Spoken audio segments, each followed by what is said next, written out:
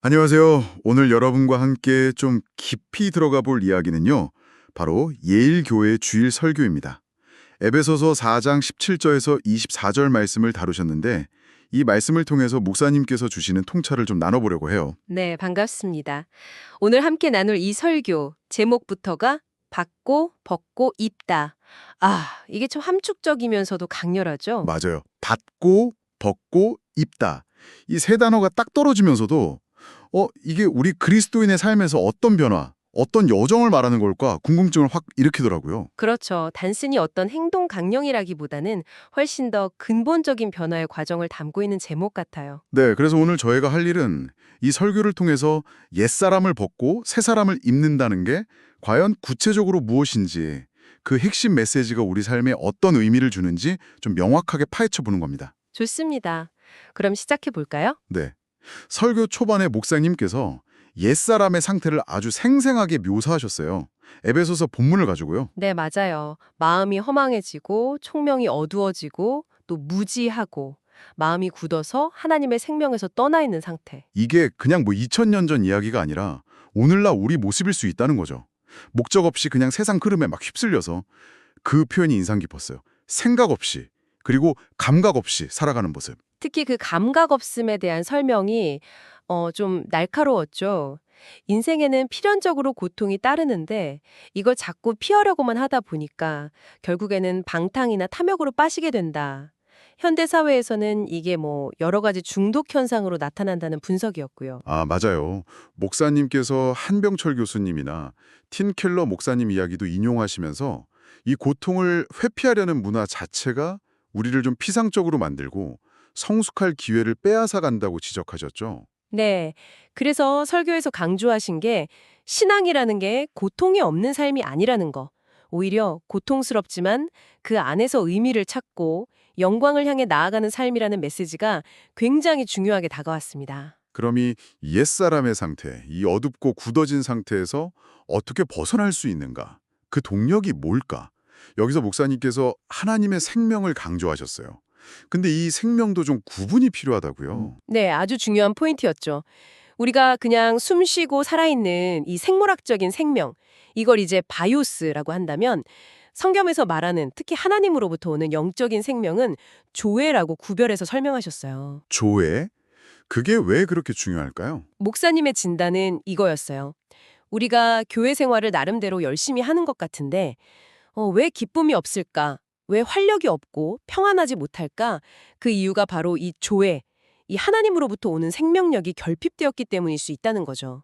그러니까 단순히 종교적인 활동 자체가 우리에게 생명을 주는 게 아니라 하나님과의 관계 속에서 흘러 들어오는 그 조회가 있어야 진짜 살아있는 신앙이라는 겁니다. 아, 그렇군요. 활동이 아니라 관계에서 오는 생명력. 근데 그 조회를 우리가 어떻게 얻을 수 있느냐? 이것도 중요하잖아요. 그렇죠. 여기서 또 중요한 개념이 나오는데 바로 계시입니다. 아포칼립시스. 계시요? 내가 노력해서 아는 게 아니라는 말씀이시죠? 네, 정확해요. 내가 막 열심히 연구하고 노력해서 진리의 덮개를 여는 게 아니라 하나님께서 그 덮개를 열어 보여주셔야만 그때 비로소 우리가 알게 된다는 거예요. 그래서 구원이 왜 우리의 공로나 노력이 아니라 전적인 은혜이고 선물인지 이 계시의 수동태적 성격이 잘 설명해 주는 거죠. 아, 그래서 설교 제목의 첫 단어가 받고여군요. 먼저 받아야 하는 거네요. 바로 그겁니다. 하나님의 생명, 그 진리를 은혜로 받는 것이 시작이에요. 그 다음 단계가 바로 우리의 능동적인 반응, 즉 벗고 입는 과정인 거죠. 받는 건 수동태인데 벗고 입는 건 능동태네요. 맞습니다. 여기서 목사님께서 아주 현실적인 부분을 짚어주셨어요. 우리가 구원받았다고 해서 갑자기 죄의 영향력에서 완전히 자유로워지는 건 아니잖아요. 여전히 우리 안에는 옛 습관으로 돌아가려는 힘, 목사님 표현대로라면 상대적 악이 남아있다는 거죠. 이걸 인정해야 한다는 거예요. 인정하고 그럼 어떻게 싸워야 할까요? 중요한 건 이 싸움이 내 힘만으로는 절대 안 된다는 거. 하나님의 절대적 은혜를 힘입어서 의지적으로 옛사람의 습관, 생각, 가치관 이런 것들을 벗어버리고 동시에 새 사람의 성품, 말, 행동을 적극적으로 입는 노력이 계속 필요하다는 겁니다. 이게 반복되는 과정이라는 거죠. 아, 끊임없이 벗고 또 끊임없이 입고 이게 바로 성화의 과정, 신앙의 여정이군요. 네, 혼자 하는 싸움이 아니라 하나님과 함께하는 싸움이라는 걸 강조하셨어요. 그럼 그 세 사람은 어떤 모습일까요? 우리가 흔히 생각하는 그냥 뭐 착하고 도덕적인 사람, 그런 걸 넘어서는 의미라고 하셨는데요. 그렇죠. C.S. 로이스의 비유를 드셨는데 저는 그게 참 와닿았어요. 양철 병정이 그냥 좀 더 착한 양철 병정이 되는 게 아니라 아예 진짜 소년이 되는 것과 같다는 거죠. 아, 존재 자체가 변하는 거네요. 네. 하나님의 생명, 그 조회가 우리 안에 들어와서 근본적으로 다른 존재가 되는 거예요. 그래서 중요한 건 내가 생각하는 착함의 기준, 내 의로움이 아니라는 거죠. 오히려 그게 옛사람의 모습일 수도 있다는 지적이 있었고요. 아, 그럴 수 있겠네요. 내 기준의 착흠. 네. 진짜 새 사람은 성령의 인도하심에 따라서 움직이는 사람이라는 거예요. 그래서 이전과는 다른 새로운 동기, 새로운 말, 새로운 행동, 새로운 선택을 하게 되는 존재. 그게 새 사람이라는 거죠. 그렇군요. 성령의 인도하심, 그게 핵심이네요. 네.